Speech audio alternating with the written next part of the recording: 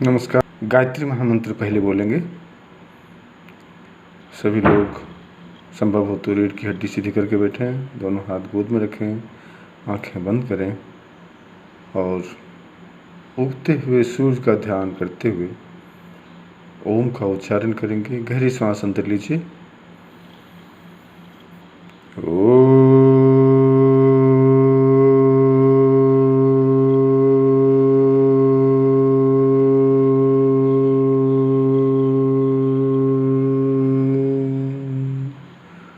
ओम भूर्भुवस्वः तत्सवितुर्वरेण्यं भर्गो देवस्य धीमहि धियो यो नः प्रचोदयात्।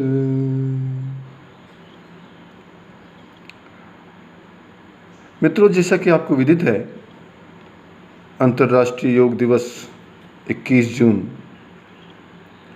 काफ़ी करीब है और हर वर्ष की भांति योग विभाग उत्तराखंड संस्कृत विश्वविद्यालय इस वर्ष भी पूरे महीने भर अपनी गतिविधियां संचालित करेगा।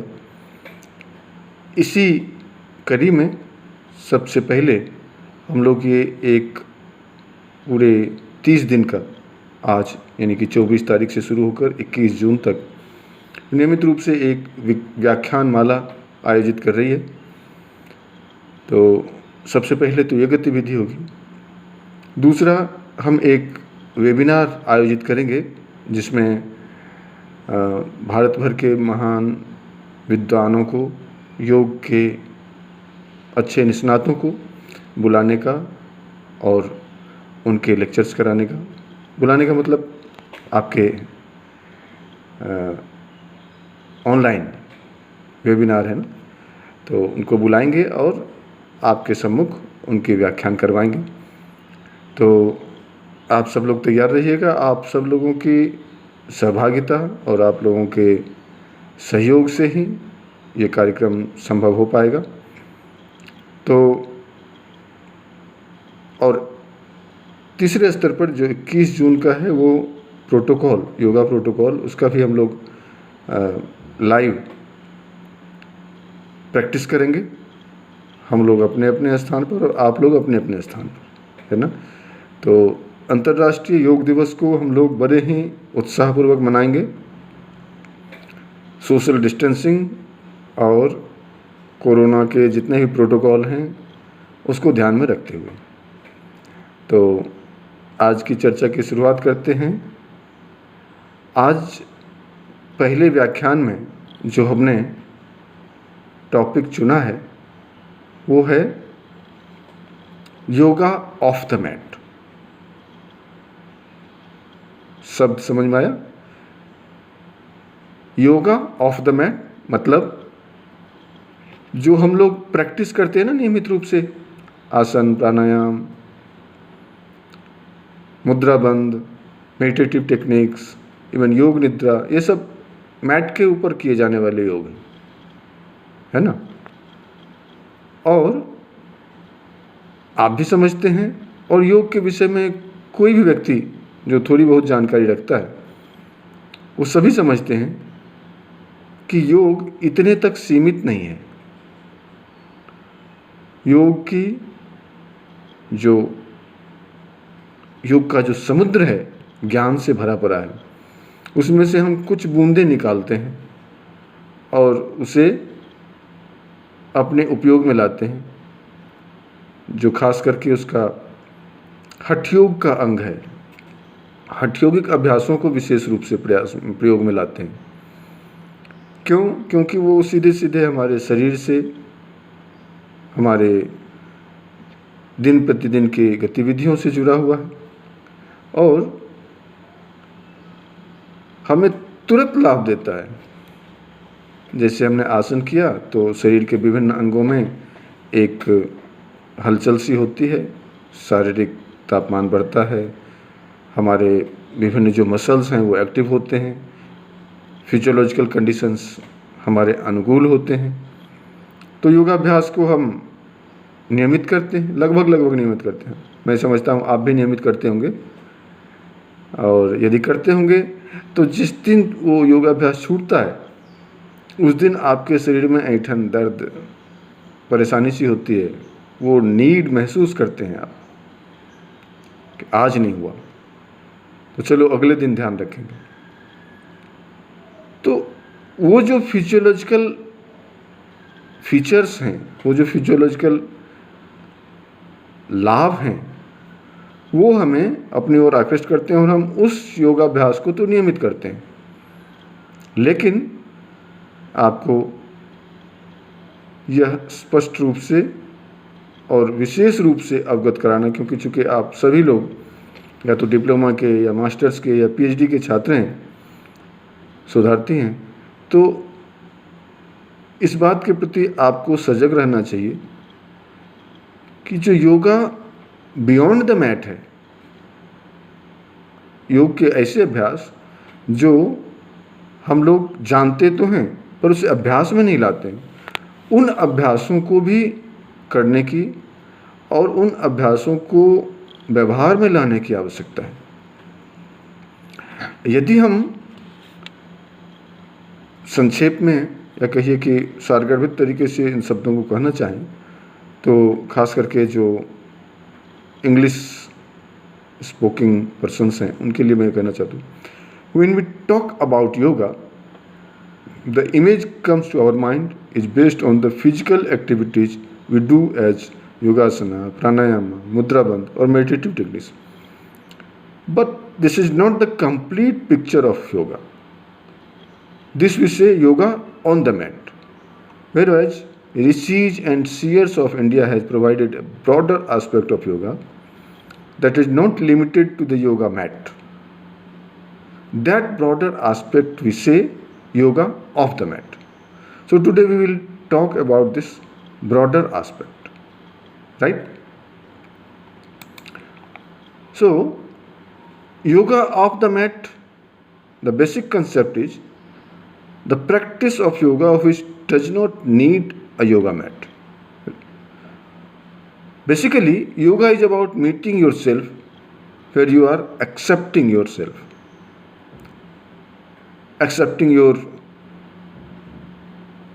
physical conditions, strength, weakness, imperfections, and stepping into personal growth.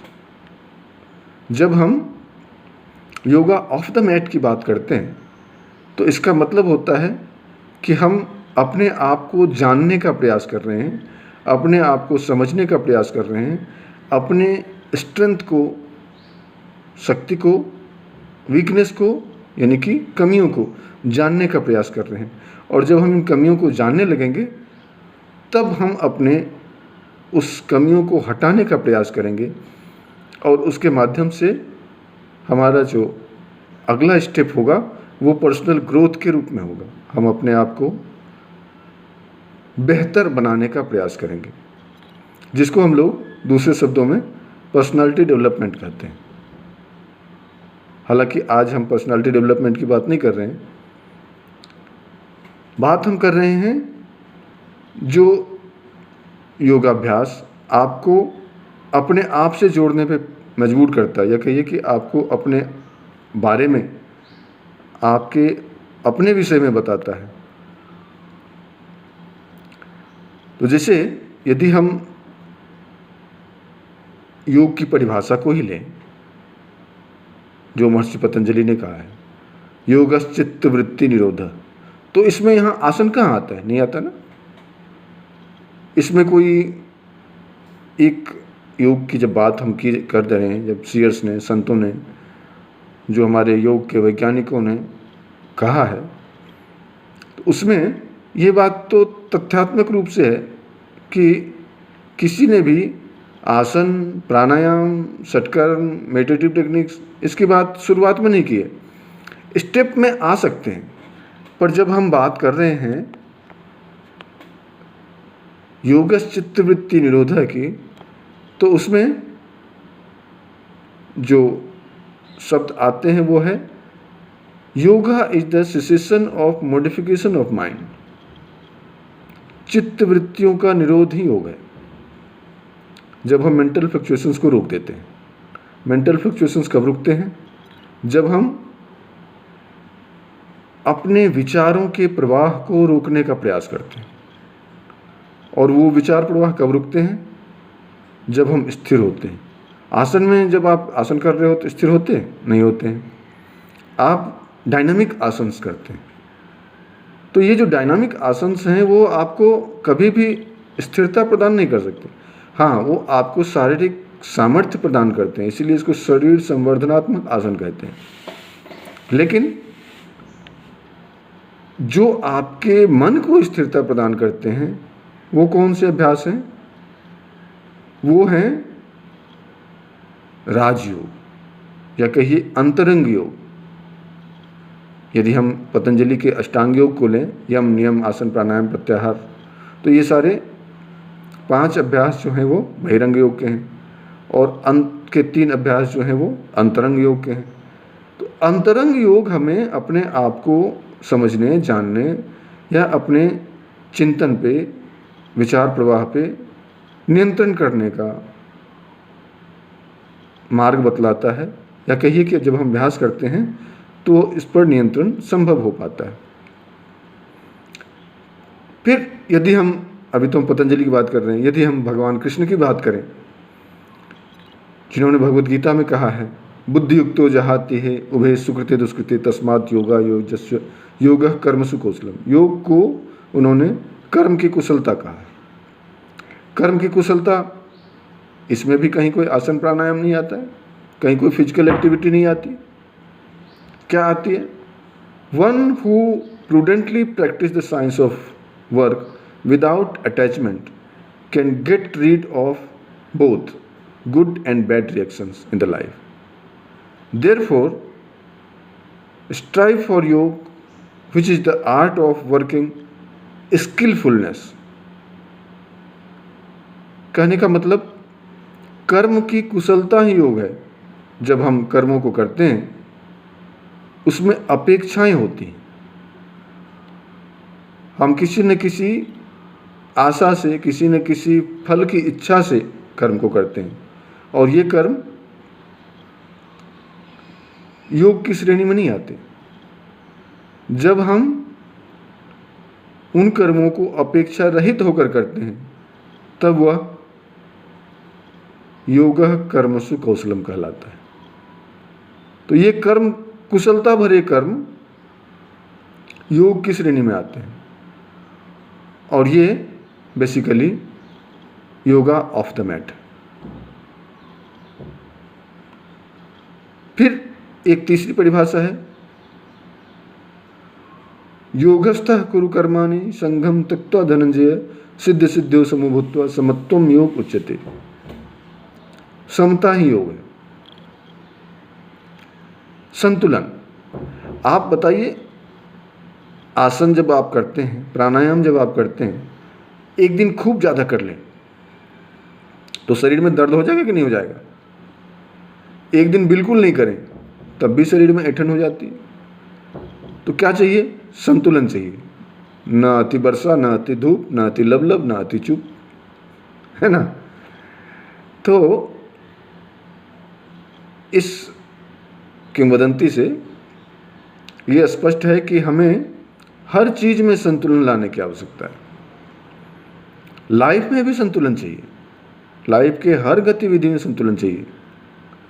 कब, कहाँ, कैसे, तो आपको बताएंगे। जैसे कोई खुशी की बात आती है तो हम पागल की तरह घूमने लगते हैं, कोई दुख की बात आती है तो हम डिप्रेशन में चले जाते हैं।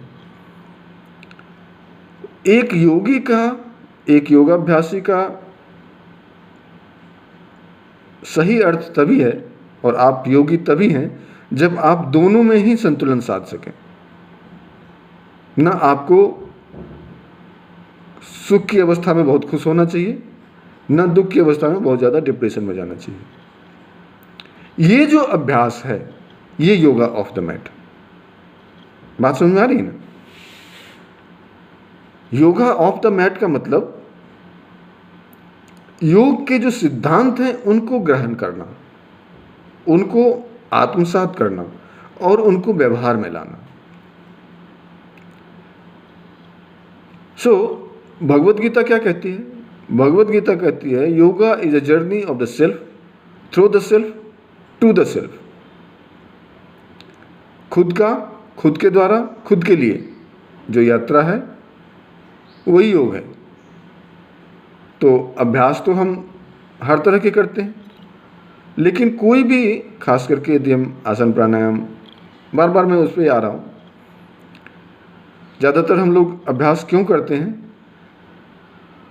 कि हम बेहतर आसन कर सकें, बेहतर पोस्चर्स, एडवांस पोस्चर्स कर सकें।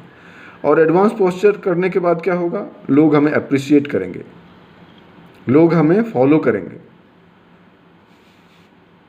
लेकिन यदि आपका आचरण सुंदर नहीं है, आपका व्यवहार सुंदर नहीं है, तो वो फॉलोअप कितने दिन का रहेगा? नहीं होगा ना। जब आप आत्म केंद्रित अभ्यास करते हैं, साधनात्मक अभ्यास करते हैं, तो फिर आपके व्यवहार में कुशलता आती है। आपका लोगों के प्रति व्यवहार करने का, लोगों के प्रति नज़रिया बदल जाता है। और जब आपका व्यवहार बदलता है तो दूसरों का भी नज़रिया आपके प्रति बदलता है। फिर आप आदर्श बनते हैं, फिर आप फॉलो किए जाते हैं। और जितने भी विशेष रूप से ऋषियों संतों को हमने देखा है, स्वामी विवेकानंद को देख लें, या जितने भी हमारे आदर्श पुरुष हैं, उनके जीवन को हम देखें तो उन्होंने क्या किया? उन्होंने एक आदर्श जीवन जिया और उनके फॉलोअर्स की संख्या उनके ज़माने में तो जो रही होगी आज तक है। उनके जाने के बाद भी हम उनके ज्ञान से, उनके कर्मों से, उनके सेइंग्स से, उनके टीचिंग से प्रेरित होते रहते हैं। तो योगाभ्यासी होने का मतलब अच्छे सुगठित शरीर पाना नहीं, आकर्षक व्यक्तित्व और उससे भी ज़्यादा आध्यात्मिक व्यक्तित्व प्राप्त करना है, आध्यात्मिकता की तरफ जाना है।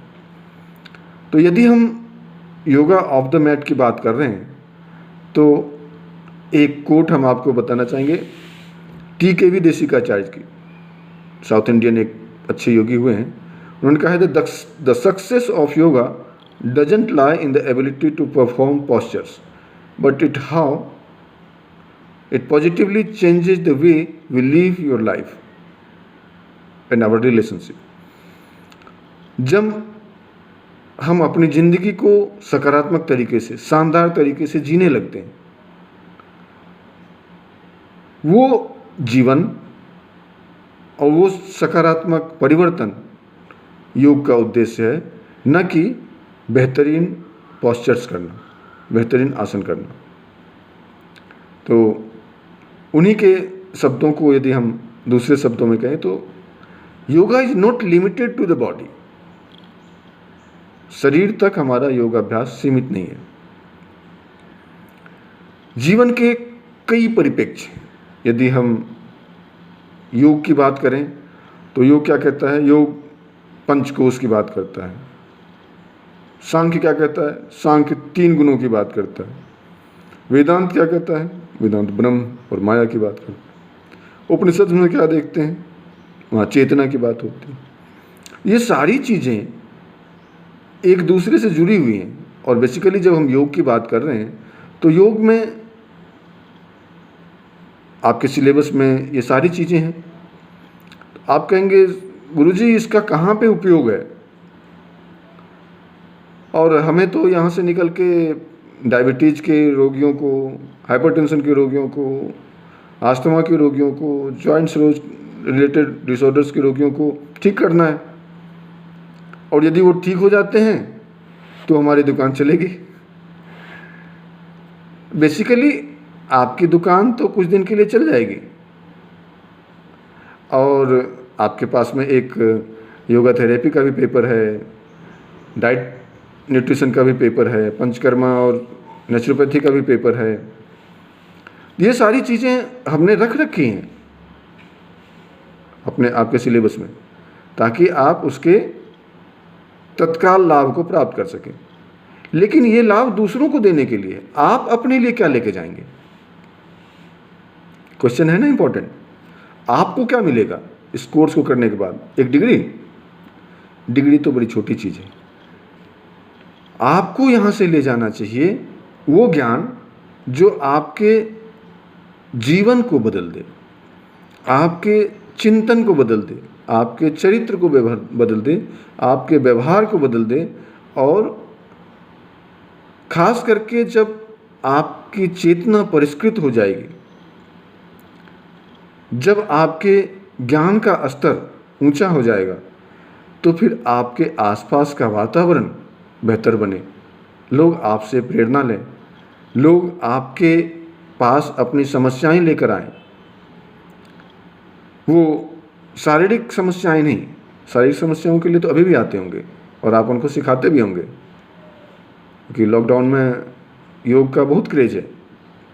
और ऐसे भी जो लोग बैठे हैं कहते हैं जी अभी तो बहुत टाइम है, अभी सिखा दो हमें। तो आप ऑनलाइन क्लास भी ले रहे होंगे, चलो कुछ ना कुछ कमाई हो जाएगी। वो सब ठीक है, वो करते रहिए। और वो बेसिकली वही करने के लिए डिग्री ले रहे हैं आप, पर साथ में एडिशनल जो आपके व्यक्तिगत लाभ की बात है, हम आज उसकी बात कर रहे हैं, योगा ऑफ द मैट की। योगा ऑन द मैट आप पेशेंट्स को सिखाइए, अपने क्लाइंट्स को सिखाइए, अपने जो आपके पास में पैसे देने वाले लोग आएंगे उनको सिखाइए। अपने लिए क्या सीखिए? अपने लिए समत्वम योग उच्यते सीखिए। अपने लिए आप पंचकोश का सिद्धांत सीखिए। हमारा शरीर, जो उपनिषद कहते हैं, इस ग्रॉस बॉडी तक हम सीमित नहीं हैं। हमारे 5 आयाम हैं, अन्नमय, प्राणमय, मनोमय, विज्ञानमय और आनंदमय। तो इन 5 कोशों की साधना होनी चाहिए। आप जो आसन और सत्कर्म करते हैं वो अन्नमय कोश की साधना है, जो आप प्राणायाम करते हैं वो प्राणमय कोश की साधना है, जो आप धारणा ध्यान करते हैं वो मनोमय कोश की साधना है, जो यम नियम करते हैं वो विज्ञानमय कोश की साधना है। पर आनंदमय कोश की साधना नहीं हो पाती। और वो जितने हमने अभी कोरिलेट करके आपको बता दिया वो भी बहुत लिमिटेड है। फिर वो जो 3 आयाम है, स्थूल, सूक्ष्म और कारण शरीर, उसके लिए क्या? जो वेदांत कहता है ब्रह्म की बात और माया की बात, तो इस माया के लिए क्या और ब्रह्म के लिए क्या? जो उपनिषद कहता है चेतना की बात, उस चेतना के लिए क्या? आपको अपने हर आयाम के प्रति अवेयर रहना चाहिए और हर आयाम को कुछ न कुछ टॉनिक, यौगिक टॉनिक आपको देना चाहिए। वो क्या है? वो आपको, यदि पंचकोशी साधना करेंगे, पंचकोश की साधना, तो डिफरेंट उसके डाइट मॉड्यूल्स हैं, कभी विस्तार से इस पर चर्चा करेंगे। कभी जब अपनी क्लास हो रेगुलर तो बात करिएगा। जब हम ग्रॉस बॉडी की बात करते हैं तो कुछ डाइट प्लान्स अलग होंगे, कुछ साधनाएं अलग होंगी। फिर जब मनोमय कोश की या प्राणमय कोश की साधना होगी तो उसके डाइट प्लान अलग होंगे, कुछ उसके योगाभ्यास अलग होंगे। ओवरऑल यदि हम 3 भाग में यदि अपने शीत को बांटें, बॉडी, माइंड और स्पिरिट, तो बॉडी के लिए कर्मयोग, माइंड के लिए ज्ञान योग और स्पिरिट के लिए भक्ति योग।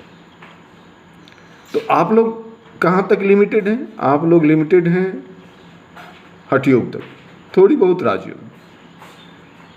पढ़ा तो है भक्ति योग, ज्ञान योग और कर्मयोग भी, लेकिन उसका इम्प्लीमेंटेशन कहाँ है?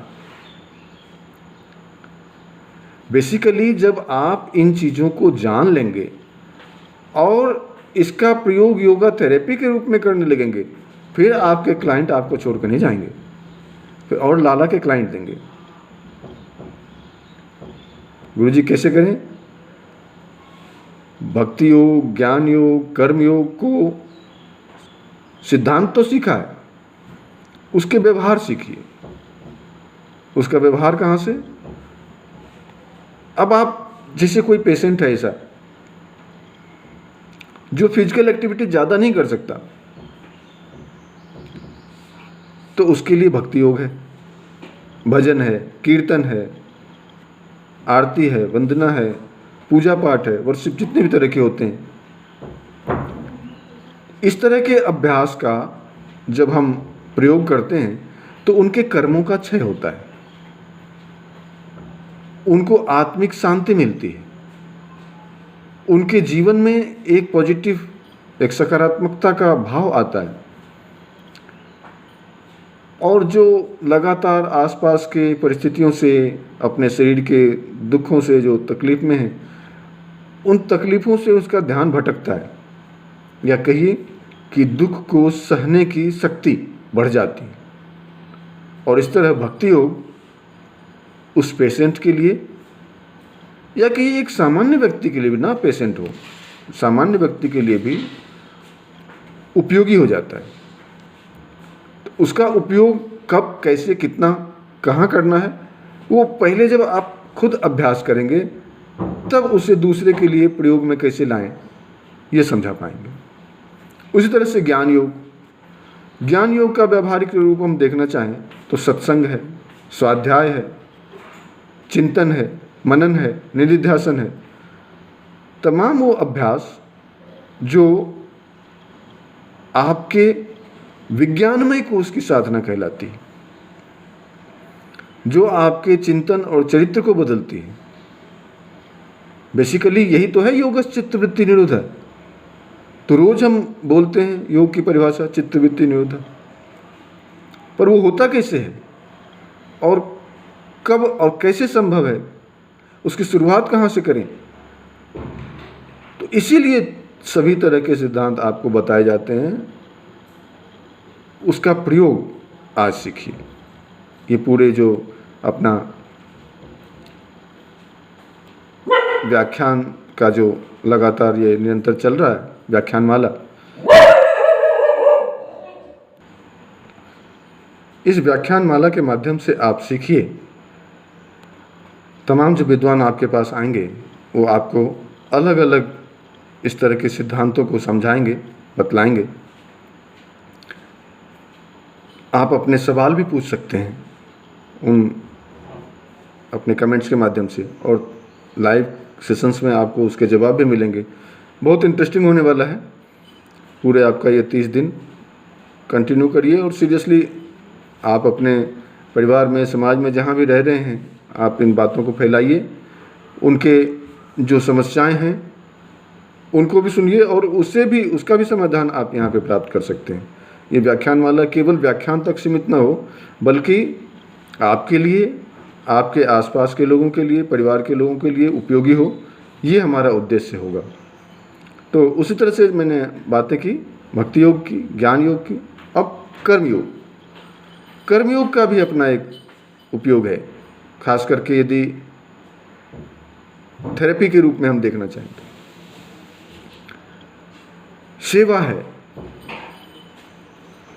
जब हम किसी की निष्काम भाव से सेवा करते हैं, या ऐसे कर्म जैसे पौधारोपण है, जो आत्मिक संतुष्टि आपको मिलती है। हालांकि आजकल लॉकडाउन का समय है, बहुत ज़्यादा बाहर निकलना नहीं चाहिए, लेकिन जो आपसे बन पड़े, जो हम कर सकें, ऐसी एक्टिविटीज़ को ज़रूर करना चाहिए। Practice beyond the mat, practice beyond the yoga mat यदि हम देखना चाहें तो एक बड़ी लंबी फहरिस्त है। जैसे प्रेयर है, वर्शिप है, पूजा पाठ जिसको कहते हैं, प्रार्थना है, मौन है, उपवास है, व्रत है, अनुष्ठान है, प्रायश्चित है, दान है, तप है, गंगा स्नान है, तीर्थाटन है। अभी बुजुर्ग लोग जाते हैं तीर्थ यात्रा पे, तो ऐसे कई सारी गतिविधियां हैं जो योगा ऑफ द मैट, और ये हमारे भारतीय परंपरा में, भारतीय ऋषि चिंतन में ये सब पहले से ही विद्यमान है। इनका सबका अपना अपना महत्व है, इनके सबके अपने फायदे हैं। जैसे बात करें प्रेयर की, तो इस पे बहुत सारे रिसर्चेज हुए हैं, इंडिया में भी, अब्रॉड में भी, अब्रॉड में ज़्यादा, कि यदि हम किसी और के लिए प्रार्थना करते हैं तो वो उस पर्टिकुलर व्यक्ति को लाभ देता है। और ये कहिए कि कहीं कहीं तो इसे प्रेयर थेरेपी का नाम दिया गया है। जो वर्शिप हम करते हैं, अपने यहाँ जो कर्मकांड करते कराते हैं, सनातन परंपरा चली आ रही है, यज्ञ में, हवन में, कर्मकांड में जो हम देने का भाव करते हैं, उस देने के क्रम में अपने अंदर की नेगेटिविटी निकलती है, अपने अंदर का जो संकुचित चिंतन है वो बाहर निकलता है। और इस कर्मकांड की प्रक्रिया में हम अपने आप को परिमार्जित करते चले जाते हैं, हमारा परिष्कार होता चला जाता है। इसलिए जो कुछ भी ये हमारे ऋषियों संतों ने बतलाया है, उसका ये व्यावहारिक रूप आपको प्रयोग में लाना चाहिए। मौन है। आप सोचिए, जब आप बहुत ज़्यादा अकुलाहट बौखलाहट में होते हैं तो आप क्या कहते हैं? छोड़ दो, मुझे छोड़ दो, शांति से थोड़ी देर मुझे अकेले रहने दो। जब थोड़ी देर आप चुपचाप रहते हैं, शांत रहते हैं, तो फिर आपको एक एनर्जी मिल जाती है, फिर एक मार्ग मिल जाता है, उस समस्या से, उलझन से निकलने का रास्ता मिल जाता है। एक छोटा सा मौन, थोड़ी देर का मौन यदि आपको इतने फायदे देता है, तो सोचिए मौन का व्रत किया जाए, मौन का लंबे समय तक अभ्यास किया जाए। मैं बिहार स्कूल ऑफ योग में था, तो वहाँ शाम 6 बजे से सुबह 6 बजे तक नियमित रूप से मौन का अभ्यास कराया जाता था। और भी जो लोग जब चाहें मौन अभ्यास कर सकते थे। आप भी करके देखिए। उसी तरह से उपवास है, प्राकृतिक चिकित्सा में आप पढ़ते भी हैं। उपवास का हमारे फिजियोलॉजी पर डायरेक्ट प्रभाव पड़ता है, और ये एक थेरेपी के रूप में वर्षों से इस्तेमाल किया जा रहा है। ये क्या है? ये मौन है, ये उपवास है, ये सब योगा ऑफ द मैट है। हमारे इस योगा मैट से इसका कोई लेना देना नहीं, लेकिन कितने उपयोगी हैं, कितने सरल हैं, और कितने ज़्यादा उसके प्रभाव हैं, प्रभावशाली हैं। उसी तरह से व्रत और अनुष्ठान है जो ऑलवेज हम लोग करते कराते हैं, जैसे नवरात्रों के या जन्माष्टमी के, कभी और कोई व्रत जैसे माताएं करती हैं। हमारे यहाँ बिहार में छठ होता है, या पत्नियां करती हैं, तीज का व्रत होता है, करवा चौथ का व्रत होता है, या माएँ करती हैं, जीवित पुत्र का व्रत करती हैं। तो ये सारे व्रत क्या हैं? ये व्रत बेसिकली एक एनर्जी डेवलप करते हैं, एक एनर्जी फील्ड ओरिजिनेट करते हैं, और फिर वो आशीर्वाद के रूप में उस पर्टिकुलर व्यक्ति तक उस ऊर्जा को संप्रेषित करते हैं। तो वो जो जिस व्यक्ति के लिए वो व्रत किया गया है, उस तक वो ऊर्जा पहुंचती है। गांव में बुजुर्ग लोग एकादशी का व्रत करते हैं, कई लोग रविवार का व्रत करते हैं, कोई लोग अष्टमी का व्रत करते हैं। ऐसे दिनों में विशेष भोजन, विशेष रहन सहन और इस तरह के अभ्यास का क्रम है, जिसे अपनाकर आदमी या जो साधक है वो अपने आप को परिमार्जित महसूस करता है, एनर्जाइज्ड महसूस करता है। उस तरह से कुछ और अभ्यास हैं, जैसे दान है, अपने अंदर की नेगेटिविटी को निकालना। अब आप देखते हैं जब भी गांव में किसी तरह का सूर्य ग्रहण या चंद्र ग्रहण होता है तो उस समय में कुछ दान किया जाता है। तो ऐसा नहीं, वो बेसिकली अपने अपने जो सामर्थ्य के अनुसार दान देना एक पुण्य का कर्म है। लेकिन उसके साथ साथ ही हम जो समाज के नीडी लोग हैं उन तक हम अपने संसाधन पहुंचाते हैं, और इससे जो इनर सेटिस्फैक्शन है वो हमें लाभ देता है, उसका फल हमें प्राप्त होता है, और यदि हम अहंकार के रूप में देते हैं तो कोई फल नहीं मिलता, फिर वो अहंकार डेवलप होता है। आपने रहीम कवि के बारे में सुना होगा कि वो सुबह से बैठते थे और लगातार कुछ न कुछ दान करते रहते थे जब तक उनकी झोली खाली ना हो जाती थी। तो तुलसीदास जी ने उनसे पूछा, कविता के रूप में पूछा, मुझे उसमें ये कहा था कि आप तो इतने महान दानी हैं और लगातार देते रहते हैं, फिर भी आप सर नीचे किए क्यों रहते हैं? तो रहीम कवि ने भी कविता के रूप में ही जवाब दिया था कि देने वाला तो ऊपर वाला है, लोग समझते हैं कि मैं दे रहा हूँ, इससे मैं शर्मिंदा हो जाता हूँ और इस वजह से हम अपने सर नीचे किए रहते हैं। तो ऐसे महान संतों को, ऋषियों को जब हम सुनते हैं तो दान का महत्व समझ में आता है, और उस दान को कहते हैं कि जब दाहिना हाथ दे तो बाएं हाथ को पता नहीं पड़ना चाहिए। तो हम लोग तो एक छोटा सा अभी केला भी देते हैं तो फ़ोटो खिंचाते हैं, फेसबुक पे डालते हैं, डालते नहीं डालते हैं? आप मत डालना। सेवा करनी चाहिए, दान करना चाहिए, त्याग करना चाहिए, और उसके बदले में जो इनर सेटिस्फेक्शन मिलता है उसी को बढ़ने, महसूस करने या उसके लाभ को एब्जॉर्ब करने का प्रयास करना चाहिए। उस तरह से अलग अलग समयों पर, विशेष तिथियों पर स्नान का महत्व है। अभी महाकुंभ बीता, इसमें गंगा स्नान का महत्व था। हालांकि ये पेंडेमिक की वजह से बहुत ही कठिन रहा ये समय, और सब लोग स्नान नहीं कर पाए और ज़्यादा भीड़ इकट्ठा नहीं करनी चाहिए थी। लेकिन ऐसे भी आप देखते हैं कि सालों भर कभी अमावस्या के दिन, कभी पूर्णिमासी के दिन, कभी और किसी विशेष तिथि पर गंगा का स्नान किया जाता है। गंगा स्नान ही नहीं, अलग अलग हर नदियों में स्नान, कहीं कुंड में स्नान किया जाता है, और स्नान का बड़ा महत्व है। उससे एक पवित्रता का भाव अंदर आता है। ये पवित्रता का भाव क्या है? हमारी चेतना का परिष्कार होता है। Yoga is the practice of transforming the consciousness. तो ये जब हम इस तरह के अभ्यास करते हैं तो वो जो चेतना परिष्कृत होती है उसे आप एक्सप्लेन नहीं कर सकते, उसे आप महसूस कर सकते हैं। हाँ, वो स्विमिंग पूल में जो आप तैरते हैं, दूसरे के ऊपर छलांग लगाते हैं, उससे कोई सेटिस्फेक्शन नहीं मिलता।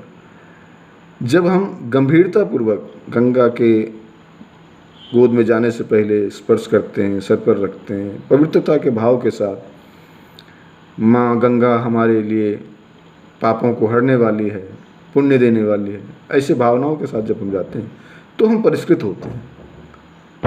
उसी तरह से परंपरागत तीर्थाटन का हमने चर्चा की थी, उस पर थोड़ा सा प्रकाश डालेंगे। तीर्थ यात्रा पर लोग जाते थे। आपने महाभारत में सुना होगा कि जब महाभारत का युद्ध समाप्त हो गया तो धृतराष्ट्र, कुंती, गांधारी सभी लोग तीर्थ में चले गए थे, जंगल में चले गए थे। बेसिकली ये माया मोह से मुक्ति का प्रयोग है। जब हम बाहर जाते हैं तो ये जो जिम्मेदारियां हमारे अगली पीढ़ी को निभानी है वो बेहतर निभा पा रहे हैं कि नहीं निभा पा रहे हैं, उसका एक अनुप्रयोग होता है। तीर्थ के बाद आके देखा सब ठीक ठाक चल रहा है, दुकान छोड़ के गए थे या खेती छोड़ के गए थे या कोई भी अपने जो पुश्तैनी परंपरागत जो भी आपकी गतिविधियां थी वो सुचारू रूप से चल रही हैं, तो वो एक सेटिस्फेक्शन तो होता ही है। साथ में आप जब मंदिरों में जाते हैं, सर झुकाते हुए जाते हैं और अपने भीतर के अहंकार को वहाँ पे कुर्बान करते हैं, मत्था टेकते हैं, बार बार सर झुकाते हैं, तो उसमें से जो उस मंदिर का या उस तीर्थ का जो पॉजिटिविटी है वो आपके ऊपर बरसता है। और इस तरह के जितने भी प्रयोग हैं वो सब आपके लिए, आपके चेतना के परिष्कार के लिए उपयोग में आते हैं। तो बहुत सारी बातें हो गई और मैं समझता हूँ कि इन सब अनुप्रयोगों को आप यदि संकलित करके रखें, कहीं लिख के रखें और ज़रूरत पड़ने पर इसको इम्प्लीमेंट करें, खास करके यदि जैसे कोई ऐसे रोगी हैं तो उनको मंत्र जप बताया, किसी को कोई अनुष्ठान बताया, किसी के लिए कोई योग निद्रा या ऐसे अभ्यास जैसे त्राटक, तो इन सब अभ्यासों को हम जानते तो हैं, लेकिन इसका प्रयोग कब और कैसे करना है, कितना करना है, ये आपको सीखने, समझने और व्यवहार में लाने की आवश्यकता है। तो मैं समझता हूँ कि आज की ये चर्चा आपके लिए उपयोगी रही होगी और इसमें से आपने काफ़ी कुछ सीखा होगा। और कंक्लूड करते हैं। कंक्लूजन ये है, live yoga off the mat. जिंदगी को जिए, योग के माध्यम से जीवन जिए, योग को एक लाइफस्टाइल बनाइए। आज का कोट है, live yoga off the mat. योग को योगा मैट से बाहर, ऑफ द मैट, इसको प्रैक्टिस करिए। ये सारा लेक्चर हमारे YouTube चैनल पे भी है, तो आप लोग जिनने भी हमारा ये चैनल सब्सक्राइब नहीं किया कर लेना, ठीक है ना। धन्यवाद।